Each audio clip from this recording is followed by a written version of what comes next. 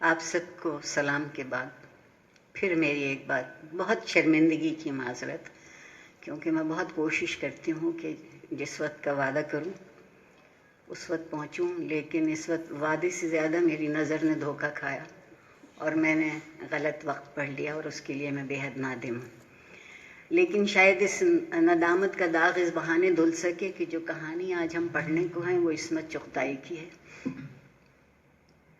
لوگ کہتے ہیں کہ وہ نہیں رہیں، میں نہیں مانتی۔ عصمت جیسے لوگ تو مرتے نہیں ہیں، آنکھ سے اوجھل ہوتے ہیں، اس لیے کہ ان کا سا حوصلہ اور ان کی سی جگرداری اور زمانے سے لڑنے کا جو ان کے اندر ایک ہمت تھی وہ بہت کم لوگوں کو میسر ہوئی۔ مجھے یقین ہے کہ یہاں جتنے لوگ بیٹھے ہیں جانتے ہیں کہ کمال کی افسانہ نگار، جس طرح سر سید کے ارکان خمسہ کہے جاتے ہیں، 5 رکن، میں اسی طرح اردو کے افسانے کے بھی 5 رکن کہتی ہوں: منٹو، کرش چندر، راجندر سنگھ بیدی، عصمت چغتائی اور قرۃ العین حیدر۔ یہ ان کے بغیر افسانے کا ذکر مکمل نہیں ہوتا۔ عصمت چغتائی اور قرۃ العین حیدر کی آپس میں بے حد محبت اور ان کی ایک بہت اچھی نوک جھونک ہے۔ قرۃ العین حیدر نے انہوں نے کہا کہ وہ lady Genghis Khan of Urdu افسانہ۔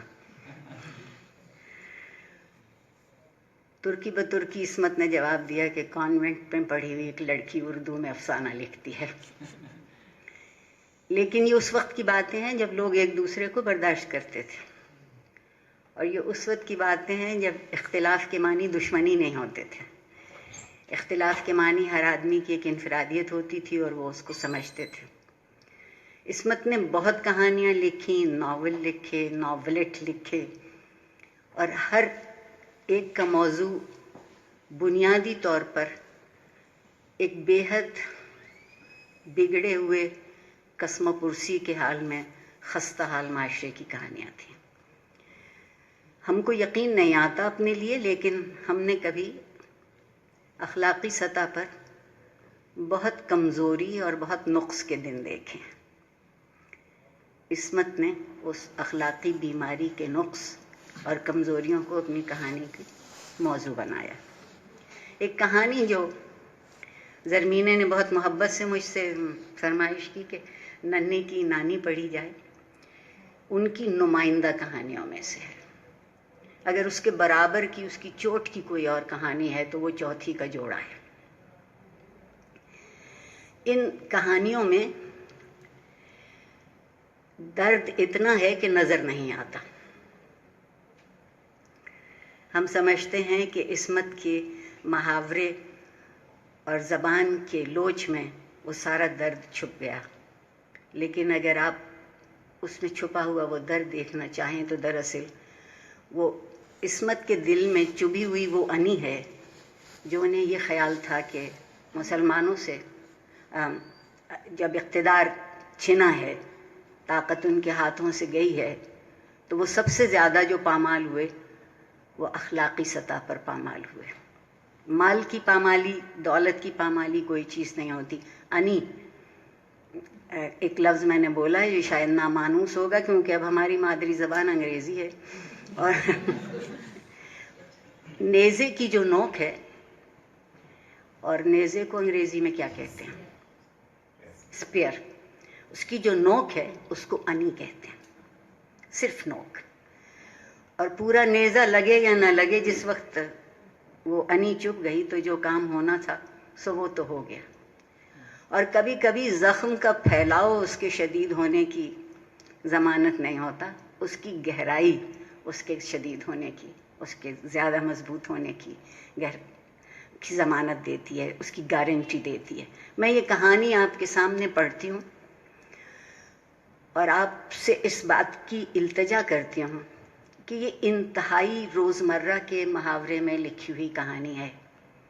ہم اب جو اردو بولتے ہیں وہ کتابی اردو بولتے ہیں، ہم روزمرہ کی اردو نہیں جانتے، اس لیے آپ کو جہاں مشکل لگے مجھے ٹوک دیجیے گا اور میں زرمینے کی مدد سے ترجمہ تلاش کرنے کی کوشش کروں گی۔ ٹوکیے۔ پہلی بات تو آپ یہ دیکھیے گا کہ کہانی کا نام ہے ننھی کی نانی. نہ یہ معلوم ہے کہ ننھی کون ہے اور نہ یہ معلوم ہے کہ ان کی نانی کیا ہوں گی. تو آپ دیکھیے، میں انگریزی کا لفظ آپ کے لیے بولتی ہوں، عام طور پہ میں ایک زبان میں دوسری زبان بولتی نہیں. بظاہر تو ایبسٹریکٹ سا نام ہے نا، کوئی بھی ننھی اور کوئی بھی نانی، مگر یہ ایبسٹریکشن سے زیادہ سمبولزم کی بات ہے. ہر معاشرے میں ایک ننھی ہوتی ہے، اور ہر معاشرے میں اور ہر وقت میں اور ہر زمانے میں ایک نانی ہوتی ہے. اور آپ دیکھیے کہ ان دو لفظوں کی گہرائی میں پوری کہانی آپ سے کیا کہتی ہے. ننھی کی نانی کا ماں باپ کا نام تو اللہ جانے کیا تھا. لوگوں نے کبھی انہیں اس نام سے یاد نہ کیا.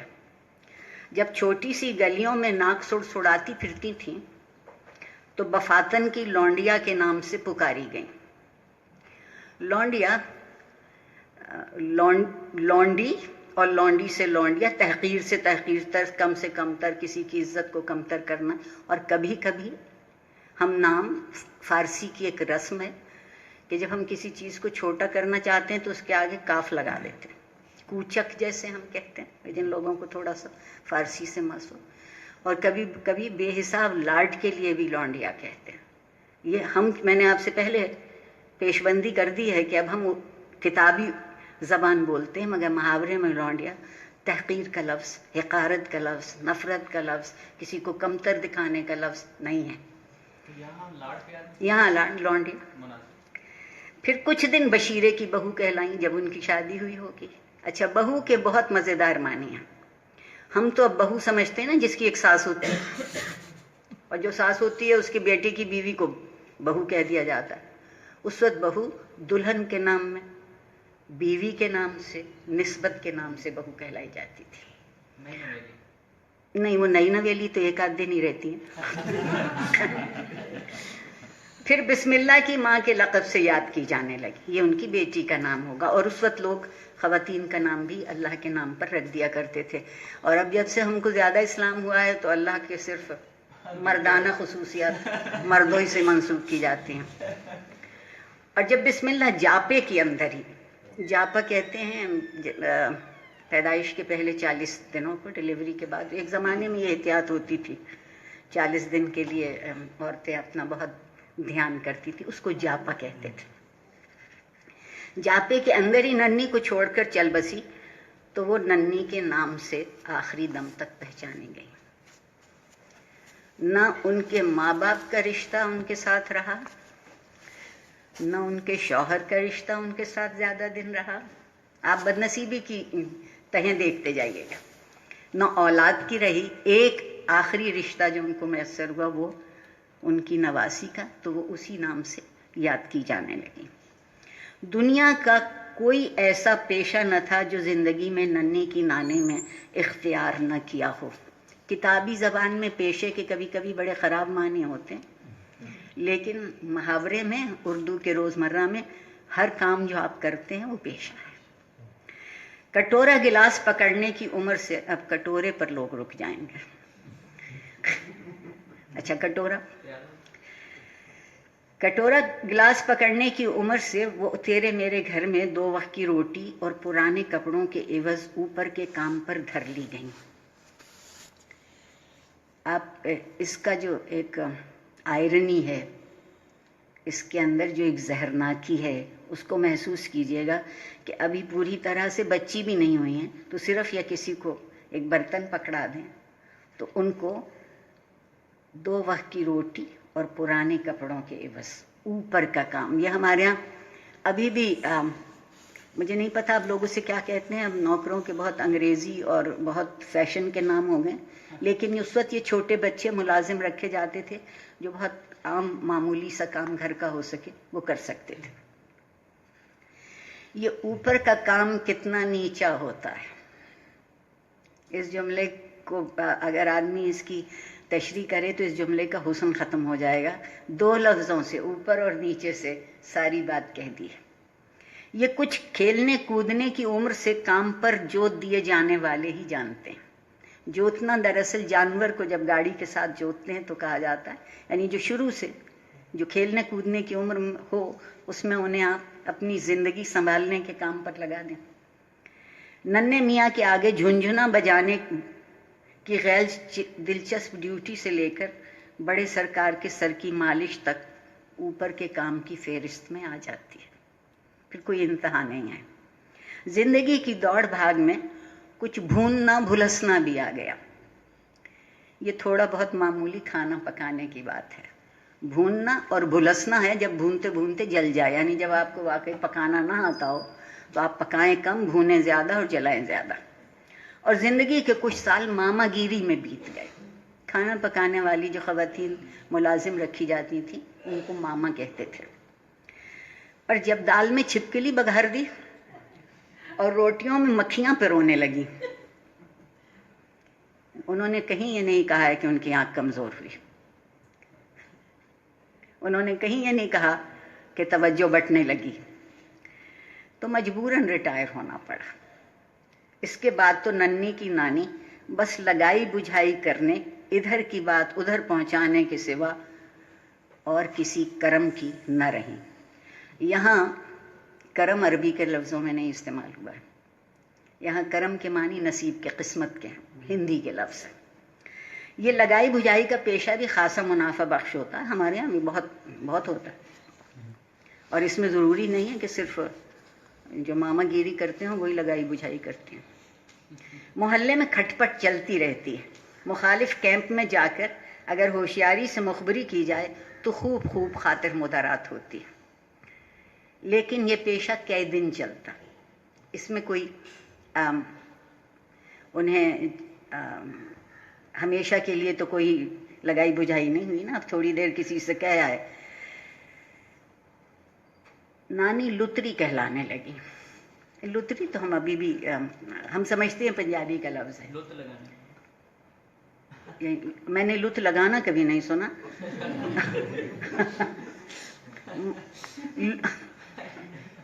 लुतरी इधर से उधर शिकायतन कहने को लुतरी कहते हैं, और पंजाबी में हम अभी भी बोलते हैं, उर्दू में हमने तर्क कर दिया। और दाल गलती न पाकर नानी ने आखिरी और मुफीद तरीन पेशा यानी मुहज़्ज़ब तरीक़े पर भीख मांगना शुरू कर दी। मुहावरे में दाल गलने को कहते हैं जब किसी का कहीं कोई काम न निकलता हो। खाने के वक्त नानी नाक फैलाकर सूंघती कि किस घर में क्या पक रहा है। बेहतरीन खुशबू की डोर पकड़कर वो घर में आन बैठती। एग्जॉस्ट नहीं होते होंगे उस वक्त। और ये जो अगले चंद मुकालमा है उसको ज़रा सा दिल से सुनिएगा। ए बीवी, घुइयाँ डाली हैं गोश्त में? वो बेतकल्लुफ़ी से पूछती। घुइयाँ जिसे हम अरवी कहते हैं, और जब पाकिस्तान में तो अब अरवी अपनी मिलती नहीं, चीन से आती है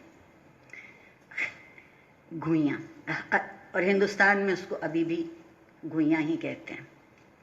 नहीं बुआ, घुइयाँ निगोड़ी आजकल गले कहाँ हैं, आलू डालें। ए सुभान अल्लाह, क्या खुशबू है। अल्लाह रखे बिस्मिल्लाह के अब्बा, बिस्मिल्लाह के बाबा को आलूओं से इश्क था। रोज़ यही कि बिस्मिल्लाह की माँ आलू गोश्त। हम आम तौर पर जब बहुत जी जान से उर्दू बोलते हैं तो ते गायब कर देते हैं। आलू गोश्त नहीं कहेगी, आलू गोश्त। और अब तो महीनों गुजर जावें जो आँखों से भी दिख जावे। ए बीवी, कोथमीर छोड़ दिया। कोथमीर आपके लिए बिल्कुल शायद कुछ लोगों के लिए नया लफ्ज़ हो।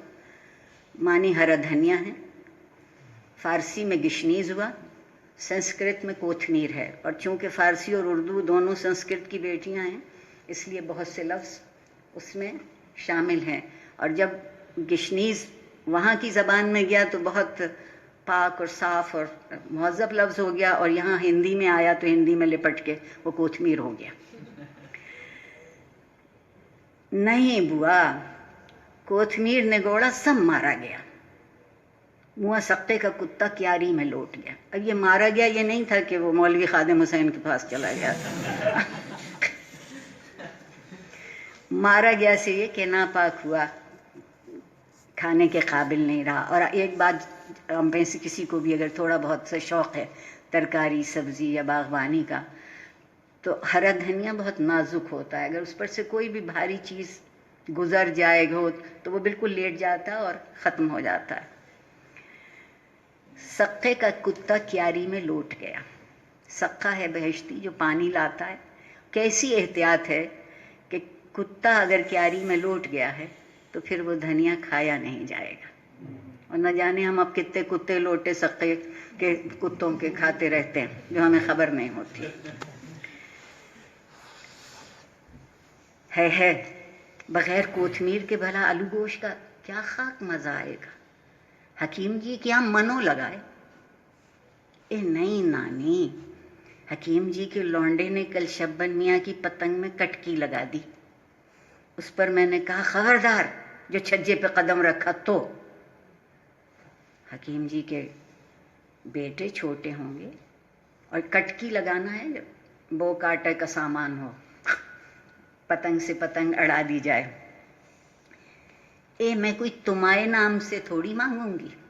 अब देखिए, जब इस्मत अच्छे खाते पीते लोगों की ज़बान लिखती हैं तो उसका लहजा कुछ और है, और जब नन्ही की नानी की ज़बान है तब तुम्हारे नहीं है, ये तुम्हारे नाम से, कोई तुम्हारे नाम से थोड़ी मांगूंगी। और नानी बुर्का संभाल सलीपरें सटपटाती हकीम जी के यहाँ जा पहुँचती। धूप खाने के बहाने, अच्छा अब हम कहते हैं कि हम धूप सेकते हैं, असल मुहावरा धूप खाना था, और डॉक्टर भी आपके अब कहते हैं कि धूप खाया कीजिए। धूप खाने के बहाने खिसकती घिसटती क्यारी के पास मुंडेर तक पहुंच जाती। पहले एक पत्ती तोड़कर सूंघने के बहाने चुटकी में मसलती। हकीम जी की बहू की आंख बची पर मारा नानी ने कोथमीर पर बकुट्टा। बकुट्टा इसकी एक इंतहाई तेजी से, सूरत से, मगर बड़ी महारत से जोर से हाथ को फैला के किसी चीज को काबू में ले लेना। और कोथमीर मुहैया करने के बाद जाहिर है धोने वाले की हकदार हो ही जाती। नानी अपने हाथ की सफाई के लिए सारे मोहल्ले में मशहूर थी। हाथ की सफाई कहते हैं कि चोरी करें और पता भी ना चले। खाने पीने की चीज देखी और लुकमा मार गई। अब ये नहीं कहा है कि लुकमा तोड़ गई, ये नहीं कहा है कि लुकमा खा गई, लुकमा मार गई। बच्चे के दूध की पतीली मुंह से लगाई और 2 घूंट कट लिए। शक्कर की फंकी मार ली, गुड़ की डली तालू से चिपका ली, मजे से धूप में बैठी चूस रही, और डली उठाई नेफे में उड़स ली। नेफा अभी भी होता है मगर अब उस तरह उड़ सा नहीं जाता, क्योंकि उसमें कमरबंद या ज़ारबंद की बजाय इलास्टिक पड़ता है, तो उसमें उड़सने की गुंजाइश नहीं रही। 2 चपातियां ली और आधी नेफे के अंदर, इधर आधी उधर, ऊपर से मोटा कुर्ता, आहिस्ता आहिस्ता हस्बे मामूल कराती कूकती खिसक गई। इंतहाई दर्दनाक जुमले। नन्ही की नानी का एक बहुत मनफी नेगेटिव सा किरदार हमारे सामने आता है, लेकिन अब उसका दुनिया में कोई नहीं है। वो खुद किसी काम करने के काबिल नहीं रही, लेकिन जब तक जिंदा है तब तक कम से कम भूख तो उसको मिटाना है अपनी। और ये जो इन चपातियों को याद रखिएगा जो उन्होंने 2 नेफे में इधर से उधर। धोती पहनती शलवार में जो होता है। नहीं, मैं धोती में नेफा होता ही नहीं। नेफा दरअसल एक उस हाशिए को कहते हैं जिसमें कमरबंद या इज़ारबंद डाला जा सके। अगर धोती में नेफा होता तो बहुत मुश्किल हो जाए।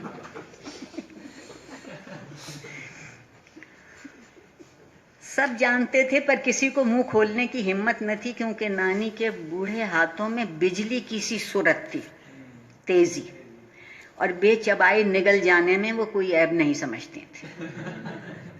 आप देखिए कि खाना न मिलता हो, चोरी करके मिले भी, तो वो उस खाने को खाने की तरह लुत्फ उठा के या जायका लेके नहीं खा सकती, کیونکہ انہیں یہ کیسے ظاہر کرنا ہے کہ ان کے پاس کھانا ہے. وہ دوسرے ذرا سے شبہ پر ہی فعل مچانے پر تل جاتی تھی. فعل مچانا یہ انگریزی والا فعل نہیں اور عربی کا بھی نہیں ہے، این سے بھی نہیں ہے. یہ لام جب خام میں شور مچانا، ڈونگ رچانا. اور اتنی قسمیں کھاتی تھیں، قرآن اٹھانے کی دھمکیاں دیتی تھیں کہ توبہ بلی. اب کون ان سے جھوٹا قرآن اٹھوا کر اپنی قبر میں کیڑے پڑوا. یہ پرانا اب تو خیر جی بھر کے قرآن جھوٹا اٹھاتے ہیں، اور اس کے بعد ہمارے ملا نے فتویٰ دے دیا ہے کہ جھوٹی قسم قرآن پہ کھانے کے بعد 2.5 سیر آٹا دے دو کسی کو تو آپ فارغ ہو گئے. کیا بات، قرآن کی صرف حیثیت 2.5 سیر آٹے کی ہے. اور اس وقت لوگ کہتے تھے کہ جس کسی نے کسی سے قرآن اٹھوایا اور وہ بات بعد میں غلط نکلی تو اس کی قبر میں کیڑے پڑیں گے.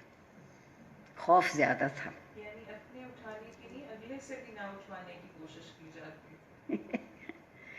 جی وہ اس لیے کہ خود بھی نہیں اٹھائیں گے اور دوسرے کو کسی کو آپ وہ سچا ہے اور کہہ رہا ہے کہ میں رکھ رہا ہوں اور آپ اس کو جھوٹا ٹھہرا رہے ہیں تو سزا تو آپ کو. کیڑوں سے ڈر بھی کافی تھا. نہیں شاید وہ ابھی بھی ہو. وہ شاید ابھی بھی ہو. لتری، چور اور چکما باز دھوکے کو کہتے، فارسی کا لفظ ہے. چکما باز ہونے کے علاوہ نانی پرلے درجے کی جھوٹی بھی تھی. سب سے بڑا جھوٹ تو ان کا وہ برقع تھا جو ہر دم ان کے اوپر سوار رہتا تھا. کبھی اس برقعے میں نقاب بھی تھی. پر جو محلے کے بڑے بوڑھے چل بسے یا نیم اندھے ہو گئے تو نانی نے نقاب کو خیر آباد کہہ دیا. ان کی عمر کے ان کو پہچاننے والے نہیں رہے. مگر کنگوروں دار فیشنیبل برقعے کی ٹوپی ان کی کھوپڑی پر چپکی رہتی. وہ ابھی بھی آپ دیکھتے ہوں گے پشاور کی خبریں تصویریں آتی ہیں تو ان میں یہاں کنگورا ٹرائنگلر جو شکل ہے اس کو کہتے ہیں. آگے چاہے مہین کرتے کے نیچے بنیان نہ ہو پر پیچھے برقع بادشاہوں کی جھول کی طرح لہراتا رہے. اور یہ برقع صرف سطر ڈھانکنے کے لیے نہیں تھا بلکہ دنیا کا ہر ممکن اور ناممکن کام اسی سے لیا جاتا تھا.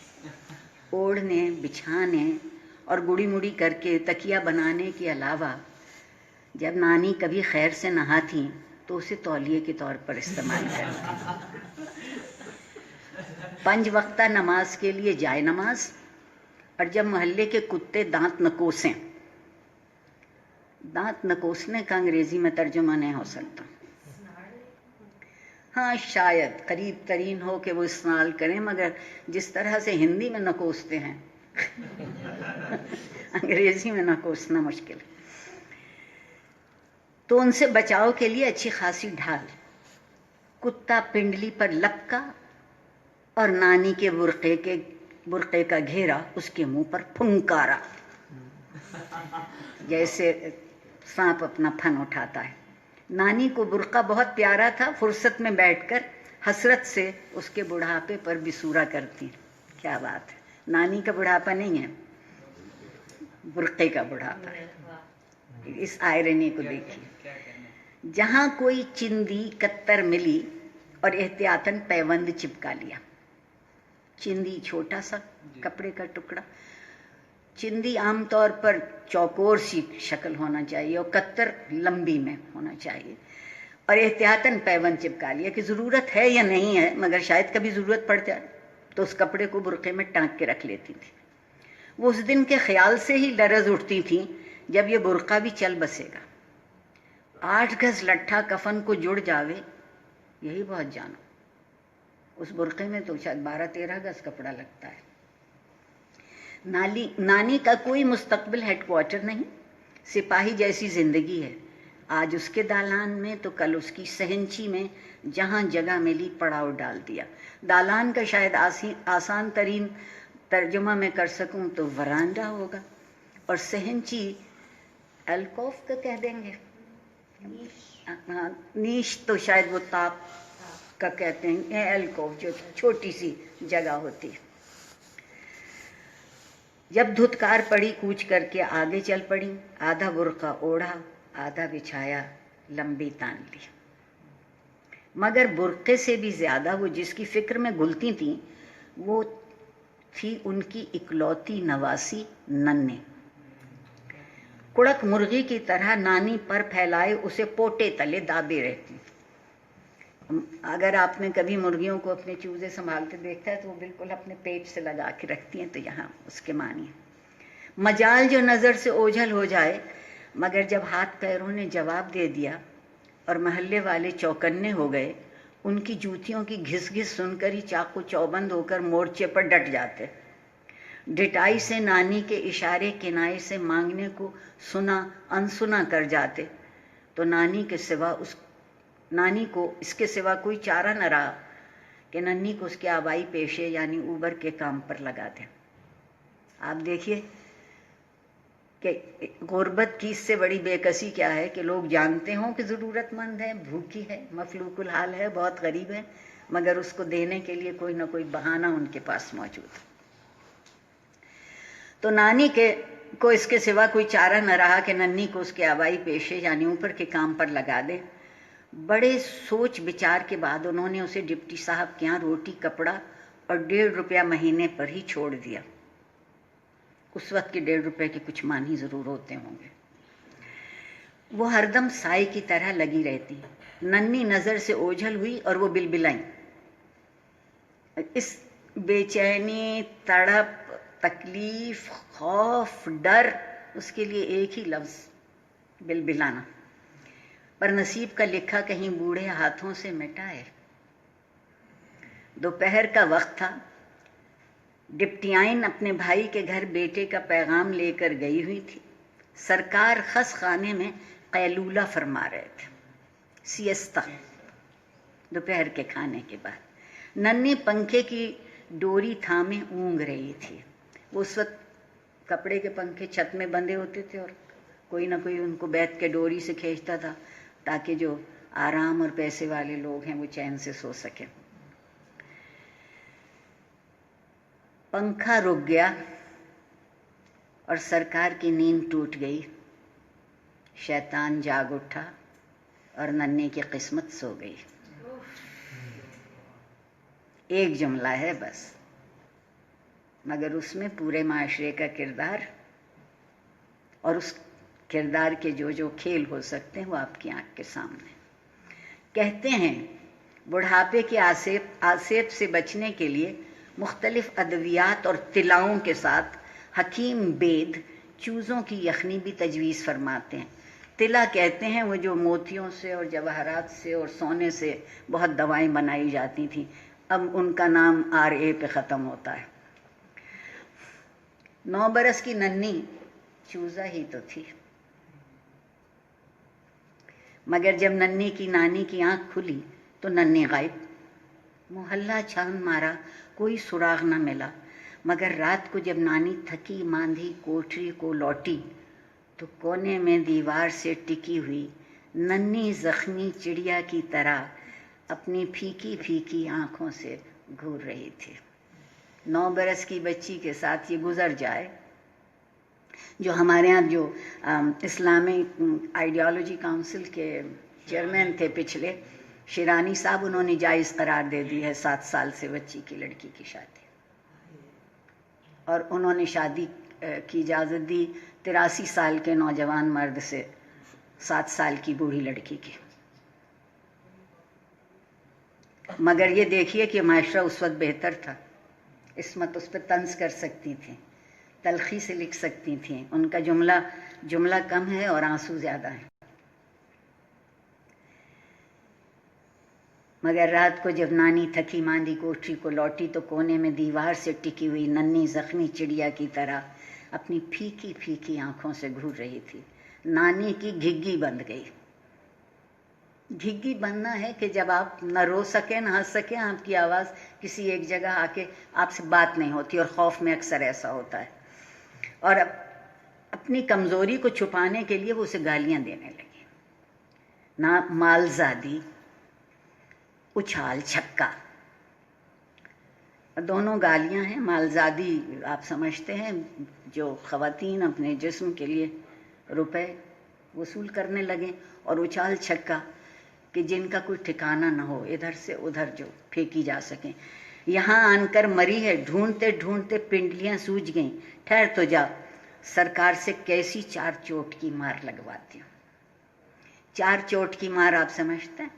ہاتھ, پیر, سر, کمر, پیٹ, کوئی جگہ نہ رہے جہاں مار نہ ہو. مگر ننھی کی چوٹ زیادہ دیر نہ چھپ سکی. نانی سر پر 2 ہتھڑ مار مار کر چنگاڑنے لگی. پڑوسن نے سنا تو سر پکڑ کر رہ گئیں. اگر صاحبزادے کی لغزش ہوتی تو شاید کچھ ڈانٹ ڈپٹ ہو جاتی, مگر ڈپٹی صاحب, محلے کے مکھیا, 3 نواسوں کے نانا, 5 وقتہ نمازی, عصمت اس سے اچھا تھپڑ تو نہیں نا مسلمان معاشرے کے منہ پہ مار سکتی تھے. ابھی پچھلے دنوں مسجد میں چٹائیاں اور لوٹے رکھوائے. ہم ابھی بھی ایسی نیکیاں کرتے ہیں. جب ہمارے دل پہ کوئی بوجھ بہت ہوتا ہے تو ہم یہی نیکی کرتے ہیں. منہ سے پھوٹنے والی بات نہیں, یعنی کوئی کیسے طاقتور جو ہیں ان کے کسی جرم کے لیے کوئی اس قدر کمزور آدمی کیسے اس کی بات کرے. لوگوں کے رحم و کرم کی عادی نانی نے آنسو پی کر ننھی کی کمر سیکی, آٹے گڑ کا حلوہ کھلایا اور اپنی جان کو صبر کر کے بیٹھ رہی. 2-4 دن لوٹ پیٹ کر ننھی اٹھ کھڑی ہوئی اور چند ہی دنوں میں سب کچھ بھول بھال گئی. مگر محلے کی شریف زادیاں نہ بھولیں. چھپ چھپ کر ننھی کو بلاتی. نہیں نہیں نہیں نہیں, نانی مارے گی. ننھی ٹالتی رہتی. لے یہ چوڑیاں پہن لیجو, ننھی کو کیا خبر ہوگی. بیویاں بے قرار ہو کر پھسلاتی. اب وہ 9 برس کی بچی سے اس واقعے یا اس کارنامے کا ذکر سننا چاہتی ہیں. آپ دیکھیے کہ معاشرے کی جتنے پہلو ہیں اس کی تصویر عصمت ہمارے سامنے لانے کی کوشش کر رہی ہیں. کیا ہوا, کیسے ہوا, اس سب کی تفصیل پوچھی جاتی. ننھی کچی کچی معصوم تفصیلیں دیتی. بیویاں ناکوں پر دوپٹہ رکھ کر کھلکھلا کے ہنسنے لگتی. ننھی بھول گئی مگر قدرت نہ بھول سکی. کچی کھلی قبل از وقت توڑ کر کھلانے پنکھڑیاں جھڑ جاتی, ٹھونٹ رہ جاتا ہے سوکھا اس کا. ننھی کے چہرے پر سے بھی نہ جانے کتنی معصوم پنکھڑیاں جھڑ گئیں. چہرے پر پھٹکار اور روڑا پن. پنجابی میں ہم آج بھی چہرے کے لیے روڑا بولتے ہیں, اردو میں اب ہم نے چھوڑ دیا. کھردرا, ایک عجب طرح کی بے حسی, احساس سے الگ ہو. جو مشاق ہاتھوں کی سنواری بھرپور عورت نہیں بلکہ ٹیڑھی میڑھی مورت, جس پر کسی دیو نے 2 گز لمبا پاؤں رکھ دیا ہو. مورت اچھی ہو مگر بوجھ اس پر زیادہ پڑ گیا. ٹھنگنی موٹی کچورا سی جیسے کچی مٹی کا کھلونا کمہار کے گھٹنے تلے دب گیا ہو. جو لوگ کمہار نہیں جانتے وہ پاٹر سمجھ لیں, کلے آرٹسٹ سمجھ لیں, اور کچی مٹی سے کے کھلونے پہ اگر کمہار کا اور آپ نے یقیناً دیکھا ہوگا کمہار ایک گھٹنا نیچے ٹیک کے اپنا چاک چلاتے ہیں. کچھ ہے اس کی بندش اس میں, تو وہ اس میں کیا اچھی بات ہے. وہ بچی جسے ابھی کھلنا ہے, بڑا ہونا ہے, ایک قدرتی جو عمل ہے پختہ ہونے کا, اس سے گزرنا ہے. جسم اور ذہن اور احساس اگر ایک ساتھ بڑھتے ہیں تو شکل بہتر رہتی ہے, اور اگر کوئی ان میں سے پہلے مسخ ہو جاتا ہے تو پھر بڑھوار رک جاتی ہے. میلی صافی سے, اب جس کو پہلے لوگ صافی کہتے تھے اسے ہم ڈسٹر کہتے ہیں. کسی گھر میں بھی جھاڑن کہہ لیا جاتا ہوگا. میلی صافی سے کوئی ناک پوچھے چاہے کولے, کون پوچھتا ہے. کیسا طنز گہرا چھپا ہوا. راہ چلتے اس کے چٹکیاں بھرتے, مٹھائی کے دونے پکڑاتے. دونا ختم ہو گیا, ہندو رواج میں تھا پتوں کا پیالہ سا بنا کے اور اس میں چیز دیتے تھے. شاید اس وقت وہ ماحول سے زیادہ قریب کی باتیں تھیں, پلاسٹک نہیں تھا نا, بایو ڈیگریڈیبل. ننھی کی آنکھوں میں شیطان تھرک اٹھتا. مگر اب نانی بجائے اسے حلوے مانڈے ٹھسانے کے اس کا دھوبی گھاٹ کرتی، بہت پٹتی، مگر میلی صافی کی دھول بھی نہ جھڑتی۔ ایک طرح کی بے ہوش ہو گئی، اور ایک طرح کا جو انسان کے اندر حیا اور غیرت کا احساس ہے وہ ختم ہوا۔ جانو ربڑ کی گیند، ٹپا کھایا اور اچھل گئی۔ جسم کے بے وقت کا جو تجربہ ہے وہ سب سے پہلے کسی چیز کا موت کا باعث بنتا ہے تو احساس کی موت ہوتی ہے۔ چند سالی میں ننھی کی چومکھی سے محلہ لرز اٹھا، چومکھی، ہر طرف لڑنا۔ سنا کہ ڈپٹی صاحب اور صاحبزادے میں کچھ تن گئی، اب ان جملوں کو غور سے سنیے گا۔ پھر سنا مسجد کے ملا جی کو رجوع کمہار نے مارتے مارتے چھوڑا۔ پھر سنا صدیق پہلوان کا بھانجا مستقل ہو گیا۔ کتنے لوگ ان میں اور کس کس منصب کے لوگ اس میں دلچسپی لے رہے ہیں۔ آئے دن ننھی کی ناک کٹتے کٹتے بجتی اور گلیوں میں لٹھ پونگا ہوتا۔ لٹھ پونگا ہونا ہے لڑائی ہونا، خوب زور سے، کچھ دم کچھ تھا۔ اور اگلا جملہ دیکھیے، پھر ننھی کے تلوے جلنے لگے، پیر دھونے کی ایک رتی بھر جگہ نہ رہی۔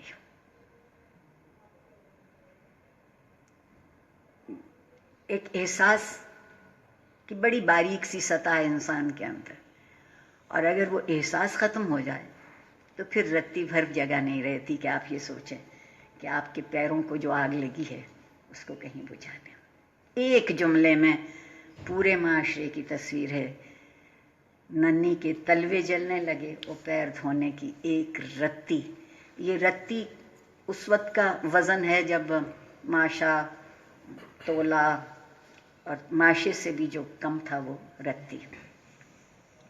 صدیق پہلوان کے بھانجے کی پہلوانی اور ننھی کی جوانی نے محلے والوں کا ناطقہ بند کر دیا۔ سنتے ہیں دلی بمبئی میں اسمال کی تھوک میں کھپت ہے، شاید دونوں وہیں چلے گئے۔ بمبئی کی زندگی میں جو جرائم پیشہ لوگ ہیں وہ پہلوانوں کے لیے اچھے رہے، عورتوں کے لیے جو گلیوں میں کھولیاں، جس کو وہ کھولی کہتے ہیں، چھوٹے کمرے، ان کے دروازے بہت کھلے رہتے ہیں۔ جس دن ننھی بھاگی اس دن نانی کے فرشتوں کو بھی شبہ نہ ہوا، وہ 2-3 دن سے نگوڑی چپ چپ سی تھی۔ نگوڑی ہمارے ہاں پنجابی میں جیسے شودی کہتے ہیں، اردو میں ہم بیچارہ، مگر یہ بیچارے سے بھی آگے کی منزل ہے۔ اس کے لفظی معنی یہ ہے کہ جس کے اڑنے کی کوئی جگہ نہ ہو، جس کے کھڑے ہونے کو کچھ نہ ملے۔ ننھی سے بد زبانی، معاف کیجیے گا، وہ 2-3 دن سے نگوڑی چپ چپ سی تھی۔ نانی سے بد زبانی بھی نہیں کی، چپ چاپ آپ ہی آپ بیٹھے ہوا میں گھورا کرتی۔ اے ننھی روٹی کھا لے، نانی کہتی۔ نانی بھی بھوک نہیں۔ اے ننھی اب دیر ہو گئی، جا سو جا۔ نانی بھی نیند نہیں آتی۔ رات کو نانی کے پیر دبانے لگی۔ نانی بھی، اے نانی بھی، سبحانک اللہم، سن لو یاد ہے کہ نہیں۔ نانی نے سنا، فر فر یاد۔ جا بیٹی اب سو جا، نانی نے کروٹ لے لی۔ ارے مرتی کیوں نہیں؟ نانی نے تھوڑی بعد اسے صحن میں کھٹ پٹ کرتے سن کر کہا۔ سمجھی خانگی نے اب آنگن بھی پلیت کرنا شروع کر دیا۔ کون حرامی ہے جسے آج گھر میں گھسا لائی ہے؟ آنگن بھی پلیت کر دیا۔ دیکھیے گھر کی جو ایک ہم سب کے ذہنوں میں ایک عزت ہے اور ایک اس کی پاکیزگی کا احساس ہے، وہ نانی کو بھی ہے۔ اور خانگی، خانگی وہ عورتیں ہوتی تھیں عام طور پر جو اپنے ہی گھر میں دھندا کرنا شروع کر دیں، یعنی جو اس بات کا بھی خیال نہ کریں کہ جگہ کون سی ہے۔ پر صحن میں گھور گھور کر دیکھنے پر نانی سہم کر رہ گئی۔ ننھی عشاء کی نماز پڑھ رہی تھی اور صبح ننھی غائب ہو گئی۔ کبھی کوئی دور دیس سے آتا ہے تو خبر آ جاتی ہے، کوئی کہتا ہے ننھی کو ایک بڑے نواب صاحب نے ڈال لیا ہے۔ ڈال لیا وہ رکھیل کہتے تھے، کیپ کہتے تھے، آج کل مسٹریس کہتے ہیں۔ ٹم ٹم ہے، منو سونا ہے۔ ٹم ٹم وہ گھوڑے گاڑی وہ تھی جس میں 8 گھوڑے لگتے تھے۔ बेगमों की तरह रहती है। कोई कहता है हीरा मंडी में देखा था, कोई कहता है फारिस रोड पर किसी ने उसे सोनागाची में देखा था। हीरा मंडी लाहौर, फारिस रोड बॉम्बे, सोनागाची कलकत्ता। मगर नानी कहती है नन्नी को हैजा हुआ था, 4 घड़ी लोटपोट कर मर गई।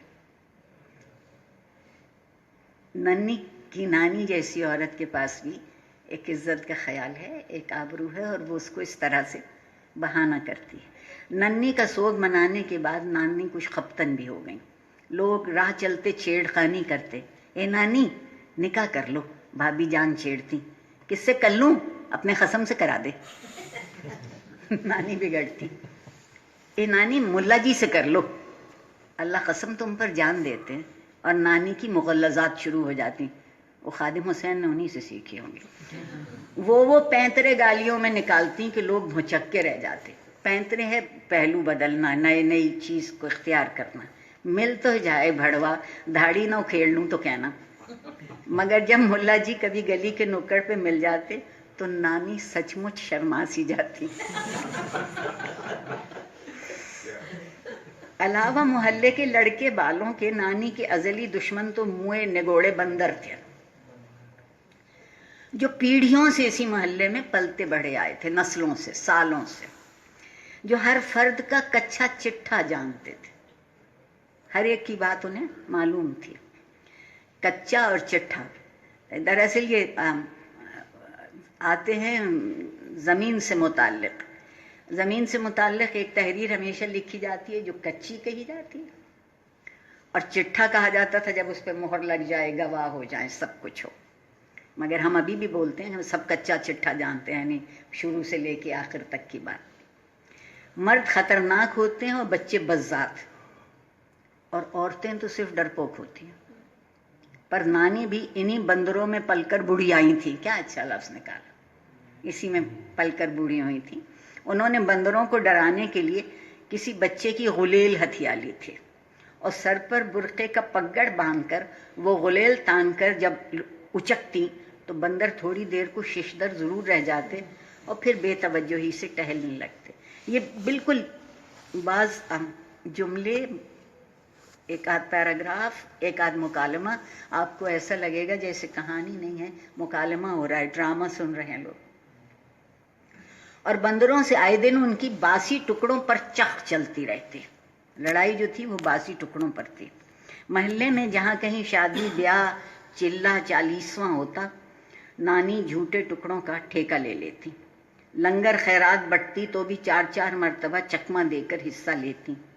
मनो खाना बटोर लान के वो उसे हसरत से तकती। आप देखिए कि भूख से ज़्यादा ये जो एक नदीदापन है ना, कि फिर मिलेगा या नहीं मिलेगा, जो आज मिल रहा है उसको ले लिया जाए। काश उनके पेट में भी अल्लाह पाक ने कुछ ऊँट जैसा इंतज़ाम किया होता तो कितने मज़े रहते।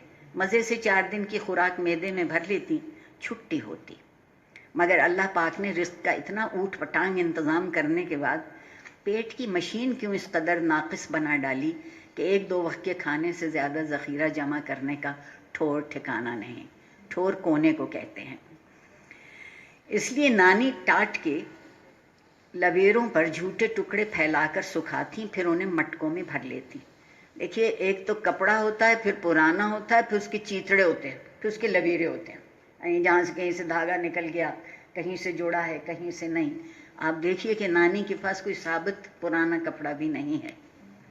जब भूख लगी, ज़रा से सूखे टुकड़े चूमर किए, पानी का छींटा दिया, चुटकी भर लून मिर्च बुरका और लजीज मलगोबा तैयार।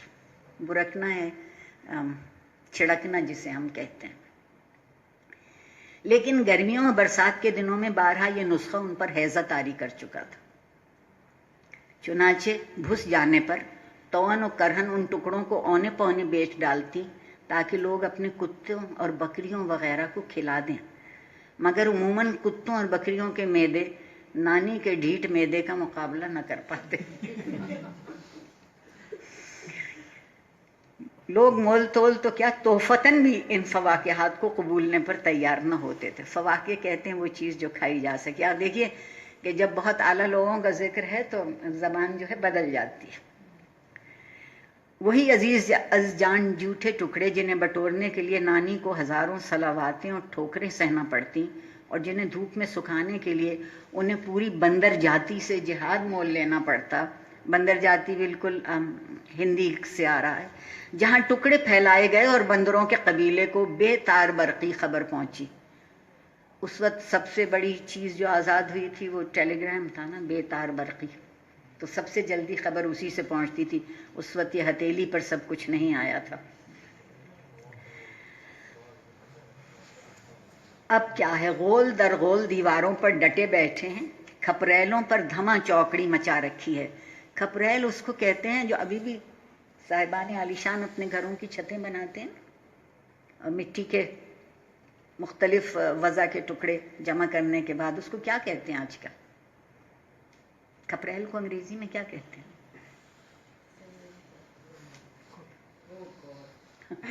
وہ میرے نہیں، یہ جو مٹی کے سے بنائے جاتے ہیں، کلے کے آج کل بہت فیشنی لگتے ہیں، اور پھر ایک کے اندر دوسرا۔ جی ٹیراکوٹا ٹائلز اور ہیں، یہ ٹائلز نہیں ہوتی، وہ ہیں ٹیراکوٹا ٹائلز، آپ کی باہر ہوتے یہ ٹیراکوٹا ہی ہیں، مگر ابھی ان کا کوئی لفظ میرے ذہن میں آئے گا تو میں آپ کو بتاؤں، گونج رہا ہے کہیں۔ میں نے سوچا نہیں تھا کہ اتنی انگریزی مجھے یاد کرنا پڑے گی۔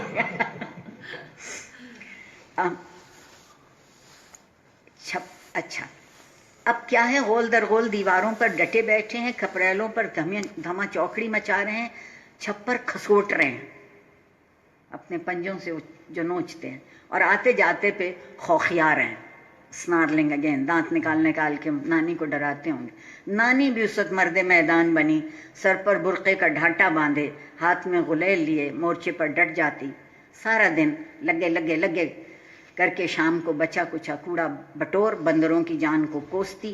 نانی اپنی کوٹری میں تھک کر سو رہتی۔ بندروں کو ان سے کچھ ذاتی قسم کی پرخاش ہو گئی تھی۔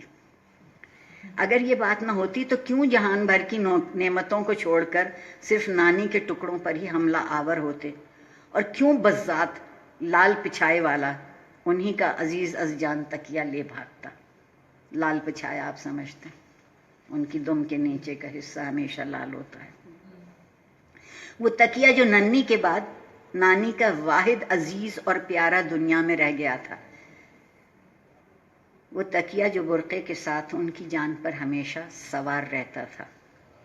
اب یہ جو اب پیتھوس ہے اس کو دیکھیے گا، جس کی سیونیوں کو وہ ہر وقت پکا ٹانکا مارتی رہتی تھیں۔ بارہا نانی کسی کونے کھدرے میں بیٹھی تکیے سے ایسے کھیلا کرتی جیسے وہ ننھی سی بچی ہوں اور وہ تکیہ ان کی گڑیا۔ وہ اپنے سارے دکھ اس تکیے سے ہی کہہ کر جی ہلکا کر لیا کرتی تھیں۔ جتنا انہیں تکیے پر لاڈ آتا وہ اس کے ٹانکے پکے کرتی جاتی۔ قسمت کے کھیل دیکھیے، نانی منڈیر سے لگی برقعے کی آڑ میں نیفے سے جوئیں چن رہی تھیں۔ نیفا بھی ہے اور جوئیں بھی ہیں، انگریزی میں شاید لائس کہتے ہیں ان کو، کہ بندر دھم سے کودا اور تکیہ لے یہ جا وہ جا۔ ایسا معلوم ہوا کہ کوئی نانی کا کلیجہ نوچ کر لے گیا۔ وہ دھاڑیں، وہ چلائیں کہ سارا محلہ اکٹھا ہو گیا۔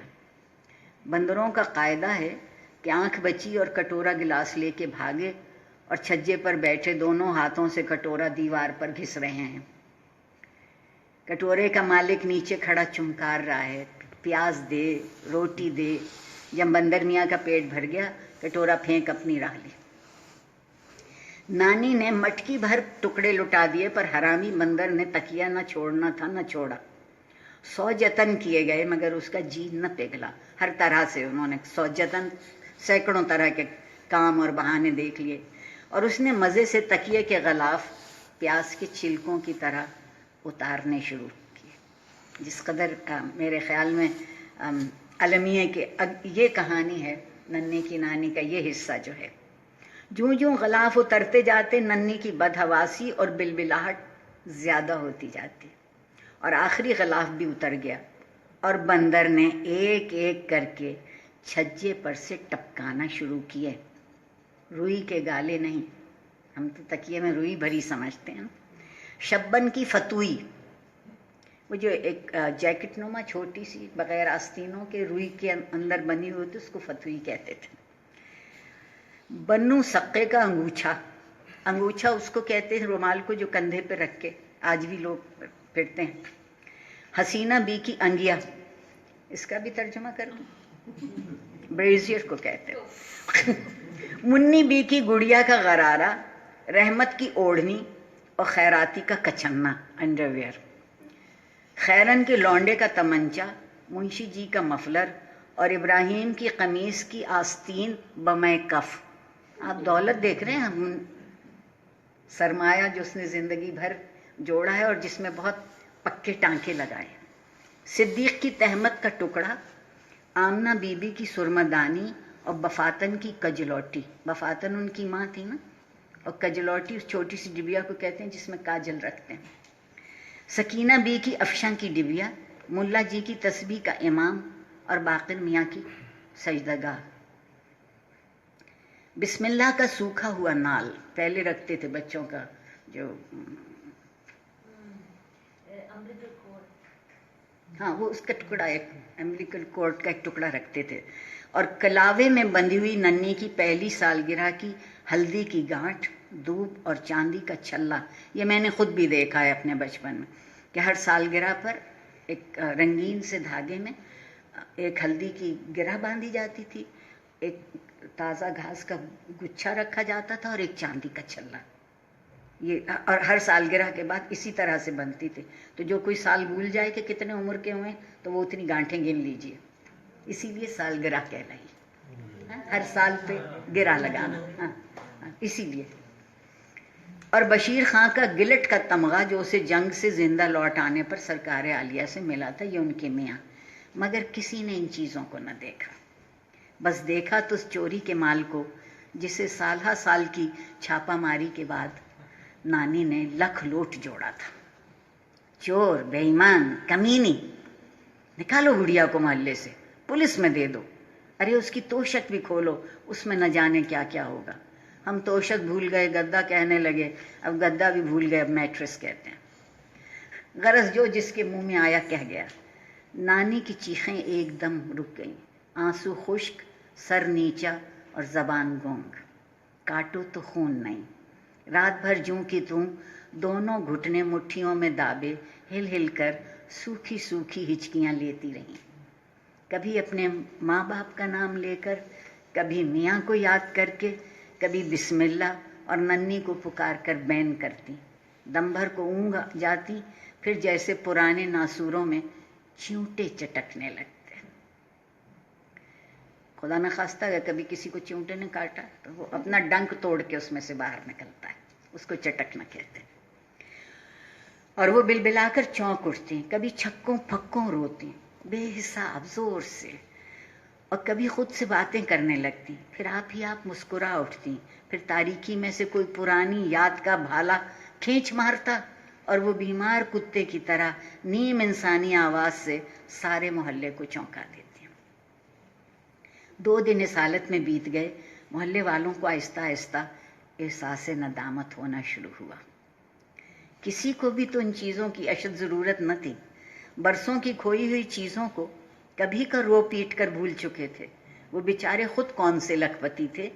تنکے کا بوجھ بھی ایسے موقع پر انسان کو شہتیر کی طرح لگتا ہے۔ دیکھیے ایک جملے میں یہ کہہ دیا ہے کہ صرف ننھی ہی کہ نانی ہی غریب نہیں ہے، بھوکی نہیں ہے، ان سے کچھ لوگ بہتر ہیں، مگر وہ بھی کوئی بہت مالدار، بہت خوشحال لوگ نہیں ہیں۔ لوگ ان چیزوں کے بغیر زندہ تھے۔ شبن کی فتوی اب سردیوں سے دینگا مشتی کرنے کے قابل کہاں تھی؟ وہ اس کے ملنے کے انتظار میں اپنی بڑواڑ تھوڑی روک بیٹھا تھا، وہ بچہ تھا، بڑا ہوا۔ حسینہ بی نے انگیا چولی کی اہمیت کو بیکار سمجھ کر اسے خیر بات کہہ دیا تھا۔ ہمارے یہاں اکثر خواتین کی جب عمر بڑی ہوتی ہے تو خیر بات کہہ دیتی ہیں۔ منی کی گڑیا کا غرارہ کس مصرف کا، وہ تو کبھی کی گڑیوں کی عمر سے گزر کر ہنڈ کلیوں کی عمر کو پہنچ گئی تھی۔ میرا خیال ہے آج کل بھی شاید بچیاں پکاتی ہوں گی، ہنڈ کلیا کہتے تھے جب لڑکیاں کوئی 10-11 برس کی ہوتی تھیں تو چھوٹا چھوٹا کھانا پکانا سیکھتی تھی تو چھوٹے برتن چول ہر چیز ان کو زندگی کے لیے تیار کرنے کی صورت تھی. اب وہ زندگی کی ضرورت نہیں رہی تو ایک الگ بات ہے. محلے والوں کو نانی کی جان لینا تھوڑی منظور تھی. پرانے زمانے میں ایک دیو تھا. اس دیو کی جان تھی ایک بھونرے میں. اب بھونرے ہوتے ہی نہیں. ہم نے اتنے زہر ڈالے ہیں کھادوں میں اپنی, کہیں بھونرے سب سے پہلے مر گئے, جگنو مر گئے. اب دو چیزیں نظر نہیں آتی. کالے رنگ کا بھن بھن کرتا بڑی سی چیز ہوتی تھی.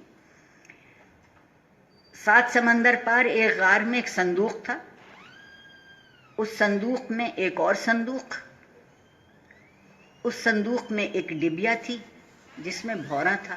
ایک بہادر شہزادہ آیا, اس نے پہلے بھونرے کی ایک ٹانگ توڑ دی. اب مجھے نہیں پتا آپ میں سے کتنے نے ہماری پرانی داستانیں پڑھی ہیں, چاہے طلسم ہوشربا ہو یا الف لیلا ہو یا امر ایار ہو یا باغ و بہار ہو. ایک بہادر آنکھوں کی سوئیاں بھی چنتے تھے اور دیو ٹانگیں بھی توڑتے تھے. ایک بہادر شہزادہ آیا اور اس نے پہلے بھونرے کی ایک ٹانگ توڑ دی. ادھر دیو کی ایک ٹانگ جادو کے زور سے ٹوٹ گئی. پھر اس نے دوسری ٹانگ توڑ دی اور دیو کی دوسری ٹانگ بھی ٹوٹ گئی. پھر اس نے بھونرے کو مسل ڈالا اور دیو مر گیا. اس دیو اور بھونرے کے 4 جملوں میں ننھی کی نانی کی پوری زندگی کی کہانی ہے. ننھی کی جان بھی تکیے میں تھی اور بندر نے وہ جادو کا تکیہ دانتوں سے چیر ڈالا اور نانی کے کلیجے میں گرم سلاخ اتر گئی. دنیا کا کوئی دکھ, کوئی ذلت, کوئی بدنامی ایسی نہ تھی جو نصیب نے نانی کو نہ بخشی ہو. جب سہاگ کی چوڑیوں پر پتھر گرا تھا تو سمجھی تھی اب کوئی دن کی مہمان ہے. اس وقت جب عورتیں بیوہ ہو جاتی تھیں تو کانچ کی چوڑیاں ضرور پہننا لازمی سہاگ کی نشانی تھی, تو اس کو پتھر سے توڑتے تھے. پر جب بسم اللہ کو کفن پہنانے لگیں تو یقین ہو گیا کہ اونٹ کی پیٹھ پر یہ آخری تنکا ہے. اور جب ننھی منہ پر کالک لگا گئی تو نانی سمجھی بس یہ آخری گھاؤ ہے. یہ 3 جملے میرے خیال میں یہ کہتے ہیں کہ انسان کیا کیا کچھ سہ سکتا ہے اور اس کے بعد بھی جی لیتا ہے. زمانے بھر کی بیماریاں پیدائش کے وقت سے جھیلیں. 7 بار تو چیچک نے ان کی صورت پہ جھاڑو پھیری. ہر سال تیج تہوار کے موقع پر ہیضے کا حملہ ہوتا. تیج تہوار یہ جو اچھے دن ہیں, عید, بقرعید, شادی بیاہ, یقیناً برسوں کی نیت خراب اور بھوک زیادہ کھا جاتی ہوں گی. تیرا میرا گو موت دھوتے دھوتے انگلیوں کے پورے سڑ گئے. برتن مانجتے ہتھیلیاں چھلنی ہو گئیں. ہر سال اندھیرے اجالے اونچی نیچی سیڑھیوں سے لڑک پڑتی, نظر نہیں آتا. 2-4 دن لوٹ پوٹ کر پھر گھسٹنے لگتی. پچھلے جنم میں نانی ضرور کتے کی کلی رہی ہوں گی. جو ٹکس ہیں نا کتے, مرتی نہیں ہے نا, آپ ان کو کتنا بھی مارے. جبھی تو اتنی سخت جان تھی, موت کا کیا واسطہ جو ان کے قریب پٹک جائے. لبیریاں لگائے پھریں گی مگر مردے کا کپڑا تن سے نہ چھو جائے. کہیں مرنے والا سلوٹوں میں موت نہ چھپا گیا ہو جو نازوں کی پالی نانی کو ان دبوچے. موت سے اتنا ڈر, مگر یوں عاقبت بندروں کے ہاتھوں لٹے گی اس کی کسے خبر تھی. صبح سویرے بہشتی مشک ڈالنے گیا. بہشتی کہتے تھے سقے کو, ہم پنجابی میں اس کو ماشکی کہتے ہیں. ہاں, واٹر بیئرر. دیکھا نانی کھپریل کی سیڑھیوں پر اکڑی بیٹھی ہیں, منہ کھلا ہے. مکھیاں نیم وا آنکھوں کے کونوں میں گھس رہی ہیں. یوں نانی کو سوتا دیکھ کر لوگ انہیں مردہ سمجھ کر ڈر جایا کرتے تھے, مگر نانی ہمیشہ بڑبڑا کر بلغم تھوکتی جاگ پڑتی تھیں اور ہنسنے والے کو 1000 صلواتیں سنا ڈالتی تھیں. ہنسنا ہے ڈرانا. جب آپ بچوں سے بھی ہم کہتے ہیں نا ہو آیا, شکلیں بناتے. مگر اس دن سیڑھیوں پر اکڑوں بیٹھی ہوئی نانی دنیا کو ایک مستقل گالی دے کر چل بسی.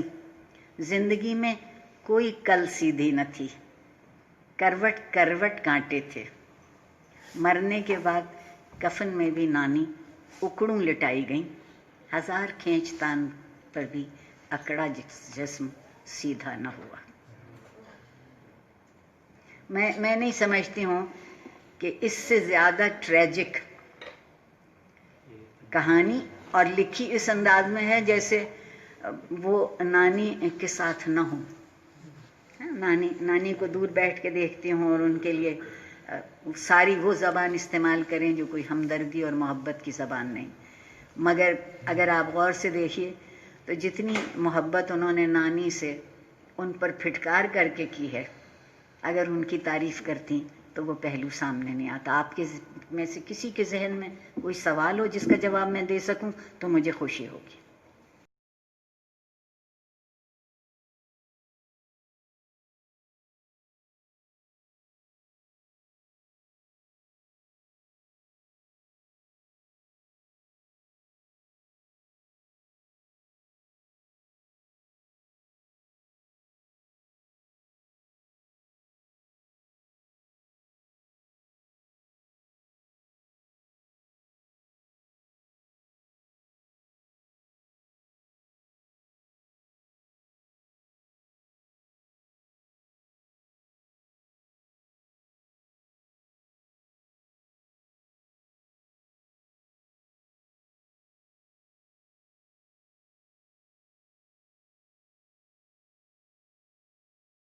فورٹی 43 42 40 اور 43 کے درمیان کا کوئی وقت ہے، کیونکہ ان کی کہانیاں لوگوں نے اتنی چوری کر کے چھاپی ہیں کہ پہلی تاریخ کا ڈھونڈنا مشکل ہو گیا ہے.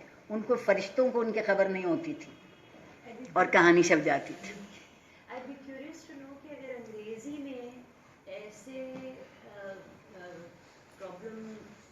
معاشرتی پرابلمس کو کسی نے ان کے بارے میں لکھا ہو یا نہیں، میرے دماغ میں آ نہیں رہا اس زمانے میں. نہیں، میں انگریزی میں اس لیے اس طرح کی بات نہیں لکھی گئی ہے.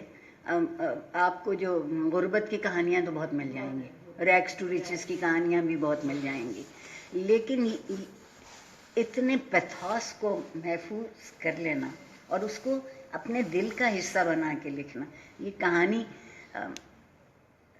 سچی ہو یا نہ ہو لیکن جھوٹی نہیں لگتی. اس وقت کے معاشرے میں یہ باتیں عام تھیں، اور خاص طور پر مسلمانوں کا جو ڈی جنریٹڈ ڈی مورلائزڈ معاشرہ، جو خود کو امیر سمجھتے تھے وہ بھی امیر نہیں تھے، تو جو غریب تھے تو ان کی غربت کا کیا عالم ہوگا. اور ایک اور بات ہے، مجھے معاف کر دیجیے گا، ہم جب کسی غریب کی مدد کرتے ہیں تو ایک عجیب طرح کے احسان کے نشے میں سرشار ہوتے ہیں. وہ ایک اور ہمارے لیے سیڑھی بنتی ہے ہمیں اونچا اٹھانے کے لیے. عصمت نے جو یہاں تانا دیا ہے وہ یہ ہے کہ ایک شخص ہے نا نانی، اور پورا محلہ ہے، اس سارے محلے میں سے کوئی بھی اس کو اس طرح سے پناہ نہیں دیتا جیسے ایک انسان کو پناہ دینی چاہیے. وہ اپنے لیے جگہ بھی ڈھونڈتی ہے، دونے والوں کے حقدار بھی بنتی ہے، ہرا دھنیا چرا کے ہی کیوں نہ بنے. اور جو بھوک اندر ہے وہ کہیں رہ گئی ہے. آپ اپنے لیے بھی کبھی آزمائیے گا، اگر ہم کسی وقت ہمیں بھوک لگ رہی ہو اور ہم نے اس وقت کھانا نہ کھایا ہو، تو جب ہم دوسرے وقت کھانے بیٹھتے ہیں تو بدلہ لینے کے لیے کھاتے ہیں کہ ہم نے دن میں نہیں کھایا تو اب ہم ضرور کھائیں. تو ننھی کی نانی بھی اپنی زندگی کی جو بے کسی ہے غربت سے زیادہ، اور عصمت نے اس میں کوئی مبالغہ نہیں کیا ہے جیسے وہ کہہ رہی ہیں کہ یہ کوئی ایک نانی نہیں تھی، بہت سی عورتیں ہوں گی، مگر اور عصمت نے ان لوگوں کو اپنی آنکھوں سے دیکھا ہوگا. عصمت کا کمال یہ ہے کہ وہ کہانیاں خیال سے نہیں لکھتی، وہ اپنے کئی مشاہدے سے جو آپ کے سامنے گزرا ہے اس کو لا کے اور کہانی کا موضوع بناتی ہیں. میں نہیں سمجھتی 1972 میں عصمت آپا لاہور آئی تھی اور تب ان سے میری پہلی ملاقات ہوئی تھی آمنے سامنے، اور میں نے ان سے کہا تھا کہ آپ جتنے دن یہاں رہیں گی میں آپ کی شوفر رہوں گی، میں جہاں آپ کو جانا ہے میں لے کے جاؤں. اس سے فائدہ یہ ہوا کہ جہاں میں نہیں بلائی جاتی تھی میں وہاں بھی جاتی تھی، لیکن دوسرا فائدہ یہ تھا کہ میں عصمت چغتائی کے ساتھ تھی اور ان کی جو شخصیت کے مختلف پہلو تھے، ان کی باتیں تھیں اور بالکل ایسے ہی بات کرتے تھے. ہاں بالکل ایسے ہی، اس میں بھی کوئی آپ جناب تکلف. کسی نے ان سے پوچھا تھا کہ آپ نے نانی کیوں لکھی، कहने लगी तो क्या नन्ही का नाना लिखती। बहुत सी बातों के लिए उसकी बात ये थी कि वो कहती थी मुझसे दो चीज़ें हजम नहीं होती, एक बेहिसी और एक जो अपने लोग अपनी अक्ल पे फफूंदी लगा लेते हैं। ये मैं उनका जुमला दोहरा रही हूँ कि जो लोग अपनी, ये मुझसे बर्दाश्त, कुछ ना कुछ तो हम सबकी समझ में आता है, ज़रूरी नहीं है कि हम सब अक्लमंद हों, दानिश्वर हों। इस्मत का मसला ये है कि उन्होंने ज़िंदगी को अपनी मुट्ठी में बंद कर लिया था। मुट्ठी खोलती थी, कोई पहलू नज़र आता था और उसी की, और वो पहलू लिखे हैं उन्होंने। लिहाफ लिख दी तो हशर मच गया, हशर मच गया। और उसमें गालियाँ इस्मत ने खाई और इस्मत के बाद गालियाँ औरतों ने खाई। उस मर्द का कहीं जिक्र नहीं आया जिसकी वजह से वो सब कुछ हुआ। आप देखिए कि किस मज़े में हम तनकीद भी लिखते हैं और उस पर तबसरा भी करते हैं। मंटो ने उनसे कहा था कि इस्मत, काश मैं तुम्हारी तरह की एक कहानी लिख सकता, इससे बड़ा नोबेल प्राइज इस्मत के लिए नहीं हो सकता। मंटो हरफे आखिर है कहानी में। और मंटो ने खुद कहा था, बहुत, ये लोग बड़े अजीब कमाल के लोग थे कि मंटो कहानी नहीं लिखता, कहानी तो खुदा लिखता है, मंटो सिर्फ उसका आखिरी जुमला लिखता है। और कहा था, इस्मत काश मैं तुम्हारी तरह एक कहानी लिख सकता, जो बेसाख्तगी है, जो लोगों के अंदर घुस के दिल की खिड़कियां भी खोलती हैं। कहीं आप देखेंगी कि नन्ही ने कहीं कोई बहुत अच्छी ज़बान नहीं बोली, नन्ही की नानी ने नहीं बोली, जब ज़रा से, और माशरे के दोगलेपन को, हिपोक्रेसी को खोल के सामने रख दिया। हम और कैसा अच्छा वो जुमला है कि जो उनके तकिए से कुछ क्या निकला है, एक आस्तीन कफ समीत, कोई कपड़ों की उनके कोई बच्चा नहीं है मगर वो फतूही उठा ली है। ऐसी महरूमी का जो एहसास है, महरूमी का जो जदीद, a sense of detection out of share deprivation, कि जो हकारत आमेज़ आपने कहा है ना, यानी hateful, if I can translate it, जो उसके लहजे से, उनकी मुकालमों से, उनकी इबारत से, उनके बयानिए से नज़र आता है, वो सब इसी माशरे का हिस्सा। आपके ख्याल में आज ऐसा नहीं हो रहा? आज अंग्रेज़ी के लफ्ज़ उसमें शामिल हो गए होंगे, रोज़मर्रा निकल गया होगा, मगर इसी में आपका ख्याल है कि यूनिवर्सल है बात है? जी नहीं, मैं समझती हूँ कि तहजीब अपने अपने रंग लेती है, और अमीर और गरीब के दरमियान तो जो फासला है वो हर जगह है, वो तो हर जगह है। उसके लिए बयानिया कैसा होता है वो बदल जाएगा, वो तहजीब से बदलेगा, अक़ीदे से बदलेगा, रोज़मर्रा के ज़बान जो हम इस्तेमाल करते हैं उससे बदलेगा, लेकिन जो बुनियादी हकीकत है वो वहीं रहेगी, वो वहीं रहेगी, वो कहीं नहीं जाएगी। और एक और बात भी, हमारे यहाँ गरीब और अमीर का फ़र्क बहुत शदीद है, और हम उसे बहुत वाज़ेह भी करना चाहते हैं। उसकी बुनियादी बात यह है कि दूसरी दुनिया में भी अमीर और गरीब का फ़र्क है, मगर उनके हक़ बराबर है। रियासत में, रियासत की सतह पे वो कम नहीं है। हमारे यहाँ जो सबसे बड़ा जुर्म है कि माशरा भी, रियासत भी, हुकूमत भी, हर जगह वो कत्ले और काशे काटती रहती है। We cut meat slices. Remember कि कोई उस ईरा में किसी ने ऐसे controversial issues पे अगर लिखा हो या नहीं, and I still can't. नहीं, मैं अगर in any language. हाँ, तारीखों के ज़बान से और अंग्रेज़ी से जाऊँ, Perhaps implied, perhaps Emile Zola, French writer. but yes, you are very right, but very implied। और दूसरी बात ये कि इसमें जो एक तहजीब की आयरनी है ना, वो एमील ज़ोला की आंखों में वो नहीं, जो थोड़ा सा मैंने पढ़ा है। वो तलखी ज़रूर दिखाते हैं, मगर वो तलखी तहजीब के मिजाज में नहीं बनती, वो फ़र्द के साथ रह जाती है। ये तलखी जो है ये तो पूरे माशरे में है, बंदरों से ले, और देखिए बंदर कितने अच्छे लाए हैं, बहुत ज़रूरी था यहाँ बंदरों का लाना। بندروں کی ایک بہت اچھی بات ہے کہ وہ نقل کرتے ہیں. دوسری اچھی بات یہ ہے کہ جو انہیں چاہیے ہوتا ہے وہ چھین لیتے ہیں. تو آپ دیکھیے کہ معاشرے کی یہاں سے وہ جو قریب لانا چاہ رہی ہیں وہ یہاں کی بات ہے. اور خوخیات بندر بھی ہیں اور ہم بھی خوخیات ہیں. وہ جو ایک تلخی ہے اور ننھی کی نانی ایک عجب غم میں بلکہ غم کے زہر میں گھلا ہوا کردار ہے. خالی غم ہوتا تو شاید کچھ اور صورتیں ہوتی. مجھے نہیں معلوم آپ میں سے کتنے لوگوں نے پارٹیشن کے اوپر جو منٹو کی کہانی ہے ٹھنڈا گوشت وہ پڑھی. جی میں نے پڑھی تھی. ہم تو خفا ہو گئے. ہم نے کہا فحش ہے, مقدمہ کر دو. لیکن انسانیت کی موت کی اس سے اچھی کہانی نہیں لکھی جا سکتی. اور یہ بتانا کہ ایک اینیمل انسٹنکٹ جو ہے وہ آپ کی ہیومن بیہیویئر پر غالب آتا ہے. اب بندر بھی یہاں وہ اینیمل انسٹنکٹ ہے. بخشی صدوہ کی جو کتاب ہے بریکنگ انڈیا یا آئس کینڈی مین, اس میں اس کو امپلائی کیا جاتا ہے کہ the human heart is like a caged lion. Bapsi نے بھی ویسے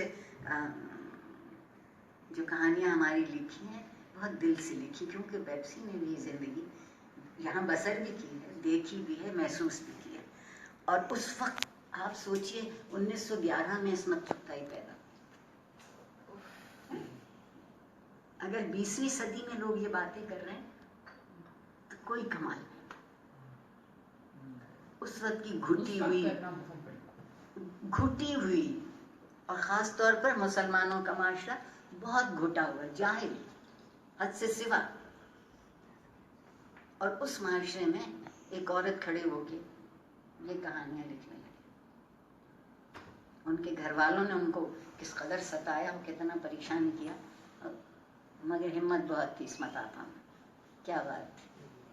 لیکن آپ میرا سوال, آپ نے کہا کہ چائلڈ ابیوز کی بات کی انہوں نے اتنا عرصہ پہلے, تو اس وقت جو معاشرہ تھا وہ اتنا اوپن نہیں تھا. لیکن اگر ہم دیکھیں اس معاشرے کو کمپیئر کریں اس معاشرے کے ساتھ, تو آپ کیا سمجھتی ہیں کہ معاشرہ پروگریس کر رہا ہے یا پھر ریگریس کر رہا ہے؟ کیونکہ آج کون سا ان چیزوں پہ بات کرنا اتنا ایزی ہے. وہ اس میں جو آپ کہہ رہے ہیں بہت اچھی بات آپ نے کہی کہ ہمیں تو چاہیے تھا کہ آج تک ہم شاید اپنے اندر جو ہماری ایک جھجک ہے جس کو ہم نے نام اخلاق رکھ لیا یا تہذیب رکھ لیا, اس کے بعد بھی علاوہ بھی معاشرے کے جرم جو ہے, میں اسے جرم سمجھتی ہوں, اور خالی جرم ہی نہیں ہے کہ انتہائی اخلاقی جرم ہے, اس کو سامنے لا سکیں. مگر یہ میرے محبوب جنرل ضیاء الحق کا تحفہ ہے. انہوں نے ہمیں ایسی اچھی منافقت سکھائی ہے مذہب کے نام پر. جب ہم آپ کچھ بھی کہہ دیجئے بلاسفیمی ہو جائے. صدقے جائیے ان مولوی غلام حسین کے خط, کیا ہے, خادم حسین کے, وہ ایک ہی سانس میں وہ گالیاں بکتے ہیں جو بڑے بڑے گالی بکنے والے مرد نہیں بک سکتے. اور نیچے سے لوگ سبحان اللہ کہتے ہیں. لوگ جی, اور وہ لوگ وہ مغلظات کہتے ہیں, لوگ کہتے ہیں سبحان اللہ, اور اگلی سانس میں وہ میرے آقا رسول اللہ صلی اللہ علیہ وسلم کا نام لیتے ہیں. اس سے بڑی بلاسفیمی کیا ہوگی؟ اس سے بڑی بلاسفیمی کیا ہوگی؟ مگر وہ جائز ہے. وہ آسیہ بی بی کو پکڑ کے رکھ لو. داڑھی کا فرق ہے, آسیہ کی داڑھی نہیں ہے, مولوی کی داڑھی ہے. اچھا, اس سے جی کہیے. اس سے ریلیٹڈ ایک کوشچن تھا کہ اس وقت یہ کہانی لکھنا تو بہت مشکل تھا, لیکن شاید اسٹیٹ جو ہے اس کا اس طرح کا دلکن نہ لگتا. آج کل ہم یا اس طرح کی کوئی الگ سی بات کہی جائے تو اسٹیٹ ہی اس کو ریپریس کر دیتا ہے. بالکل بندے اٹھا لیے جاتے. دیکھیے, ہم اس وقت جب غلام تھے نا تو بہت آزاد تھے, بہت آزاد تھے. منٹو نے اسی وقت کہانیاں لکھی ہیں, عصمت نے اسی وقت کہانیاں لکھی ہیں, راجندر سنگھ بیدی نے اسی وقت کہانیاں لکھی ہیں, کرشن چندر نے اس وقت کہانیاں لکھی ہیں. آپ کوئی نام لے لیجئے. اچھا, بہت سے بہت جب کوئی جا کے مقدمہ دائر کرتا تھا تو وہ منع نہیں ہوتا تھا, وہ مقدمہ چلتا تھا مقدمہ, کیونکہ وہ شہری کی طرف سے آیا. لیکن لطف کی بات یہ ہے کہ سرکار نے کبھی کوئی حرف نہیں اٹھایا کہ تم یہ غلط کہتے ہو یا یہ بات ریاست کے خلاف ہے. کیونکہ دنیا بھر میں ادب کے لیے ایک بات سمجھی جاتی ہے کہ ادب وہ کام کر سکتا ہے سرجری کا جو سرجری نہیں کر سکتی. وہ ساری پر ہمت ہوتی ہے اس کے اندر. اور میں ہمیشہ کہتی ہوں کہ ہم بہت آزاد تھے جب ہم غلام تھے, ہم بہت متحد تھے جب ہم غلام تھے. ہمارے درمیان لڑائی نہیں تھی, کوئی تفرقہ نہیں تھا, اور اسلام تو بالکل خطرے میں نہیں تھا. جس دن سے پاکستان بنا اسلام کو خطرہ لاحق در, اس دن سے اسلام کو یہ ہم نے اتنا, اس دنیا بھر میں میرے خیال میں دین کو انسان کا سب سے مضبوط سہارا ہونا چاہیے. ہمارے لیے دین کمزور ہو گیا. اور میں میرے محبوب ضیاء الحق اور اس کے بعد میاں نواز شریف جو وہ اپنے آپ کو لکھتے تھے نا کہ خادمین حرمین شریفین. ہمارے شریف برادر وہاں گئے تو خادم اعلیٰ ہو کے آ گئے.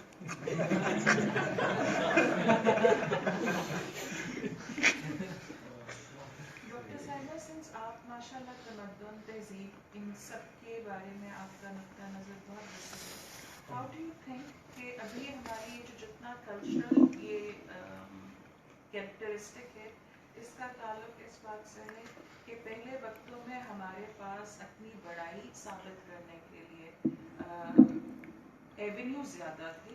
اب صرف مذہب وہ رہ گیا ہے جس کی سیڑھی کی بیس پہ ہم تدریج رائج کر سکتے ہیں. تو اس لیے جو زیادہ مسلمان ہوگا اس کے پاس اختیار اور برتری زیادہ ہوگی, اور اس کے پاس دوسرے کو کم مسلمان, غلط مسلمان, کم ڈگری کا اسلام اس کے پاس ہے, اس کی بیس پہ ہماری برتری کا فیصلہ ہوگا. اور شاید ہماری سوسائٹی میں جو اسلام ویپن بن گیا ہے وہ اس لیے بن گیا, ویپن آف میس ڈسٹرکشن ہے.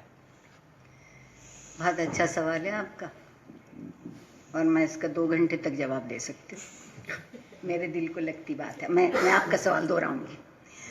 آپ کا سوال یہ ہے کہ اگر ہم اپنے سے اوپر اٹھ کے جینا چاہتے ہیں, بہتر بننا چاہتے ہیں, تو باقی جتنے راستے ہیں وہ تو مسدود کر دیے گئے. موسیقی حرام, مصوری حرام, فن تعمیر میں ندرت آ جائے تو وہ بھی حرام, نیاپن ہو تو.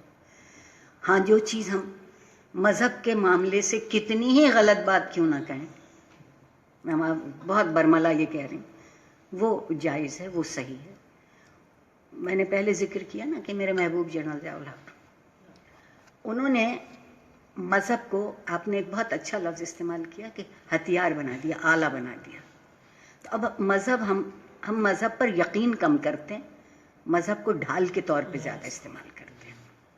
اور ہم سمجھتے ہیں, اور اس میں بہت مزے کی بات یہ ہے کہ میں اکثر جو ہمارے بنام خود بہت مذہبی رہنما ہیں, بغیر نام لیے کہوں گی کیونکہ مشہور بہت ہے, ان سے میں نے ایک دفعہ پوچھا تھا کہ پروردگار کی پسندیدہ ترین قرآن میں ایک دعا ہے, اور رسول اللہ صلی اللہ علیہ وسلم نے فرمایا کہ پروردگار کی تمنا یہ ہے کہ جب تک دنیا باقی ہے لوگ صرف یہی دعا اس سے مانگیں, اور وہ دنیا ہے کہ مجھے وہ دے دے جو دنیا میں بہترین ہے, اور مجھے وہ دے دے جو آخرت میں بہترین ہے, اور مجھے جلنے کے, آگ کے عذاب سے بچا لینا.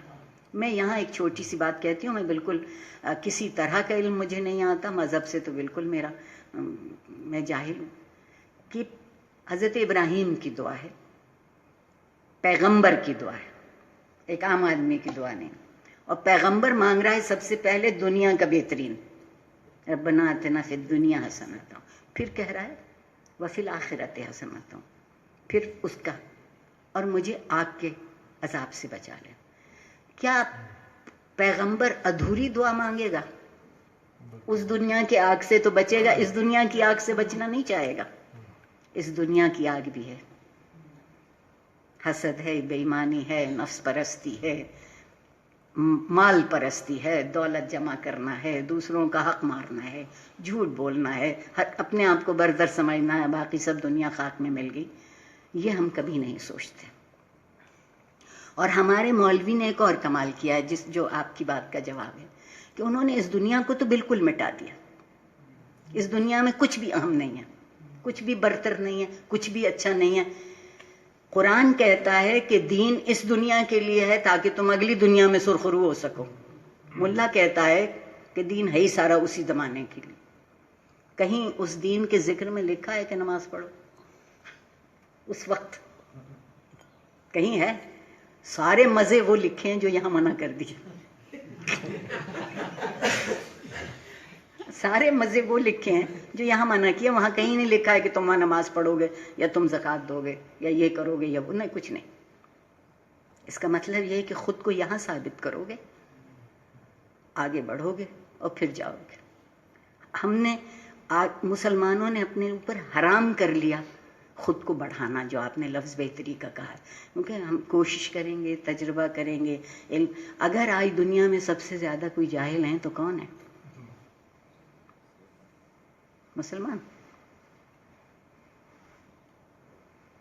مذہب عمل کرنے کے لیے ہوتا ہے. پروردگار کہتا ہے کہ قرآن ہدایت کی کتاب ہے.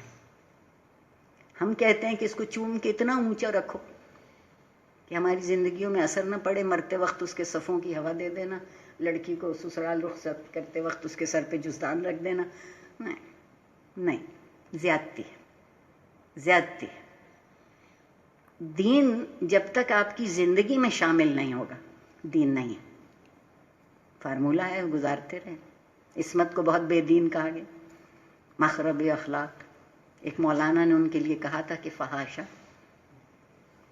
یہ فتوے بھی تھے، مگر وہ بڑے جیدار لوگ تھے اور اس لیے وہ زندہ رہ گئی اتنے برس کہ اس وقت تک ابھی ہماری حکومت نہیں ہوئی تھی. ہاں جی، آپ دیکھیے رضا. میں صرف ایک بات کہتی ہوں کہ کوئی شخص ہے، اس سے کوئی غلطی ہوئی، کوئی جرم ہوا تو ایک ریاست ہے، اس کا ایک قانون ہے، اس کا ایک نظام ہے. آپ پکڑیے اس کو، پوچھیے اس سے. یا تو آپ اسے گناہگار ثابت کر دیجیے، اور اگر بے گناہ ہے تو اسے چھپا کے رکھنے کا کیا فائدہ؟ اور اس کی خطا یہ ہے کہ وہ صرف یہ کہتا ہے کہ لوگ امن سے رہیں. آپ کو یہ بھی معلوم ہوگا کہ صوفیہ کے بہت خلاف ہے نا ملا. اہل شریعت بہت خلاف ہیں صوفیہ کے. اس کی بنیادی وجہ ہے کہ صوفیہ کے یہاں زندگی کی کنجی کا صرف ایک لفظ ہے، محبت. اپنے آپ سے، زندگی سے، خدا سے، کائنات سے، ہر چیز سے. ملا کی زندگی کا صرف ایک لفظ ہے، نفرت. اور یہ اختیار ان کو کس نے دیا ہے کہ یہ لوگوں سے یہ کہتے پھریں کہ کون صحیح ہے اور کون غلط؟ میرے محبوب سچ مچ میں نے ابھی تک اپنی زندگی میں اس سے کراچی لٹریچر فیسٹیول میں نے کہا تھا کہ اس سے چکنا منافق نہیں دیکھا.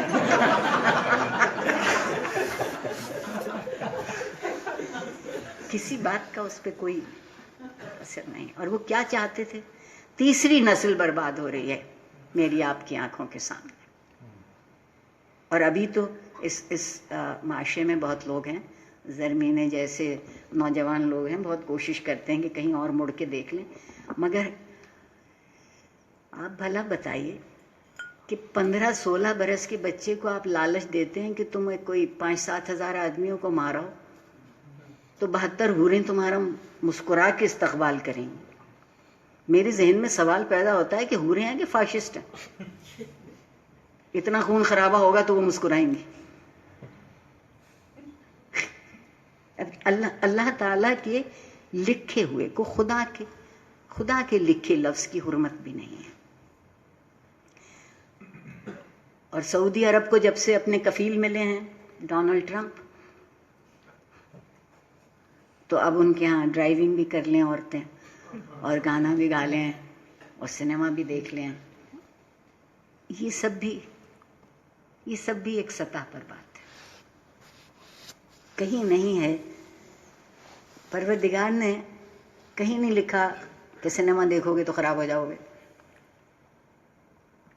کہیں نہیں.